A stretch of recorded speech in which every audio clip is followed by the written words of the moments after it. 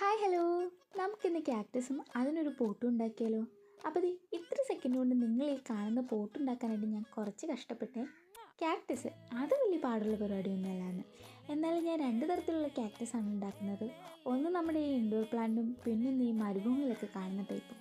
അപ്പോൾ clay modelling ചെയ്യാനുള്ള ടൂൾസോ കാര്യങ്ങളോ ഒന്നും ഇല്ലാത്തതുകൊണ്ട് അതിൻ്റേതായ കുറച്ച് ഇംപെർഫെക്ഷൻസ് ഈ വീഡിയോയിലുണ്ട്. പിന്നെ എൻ്റെ കാര്യം എന്ന് പറഞ്ഞാൽ വല്ലവന് പുല്ലും ആയതെന്ന് പറയുന്ന പോലെയാണ്.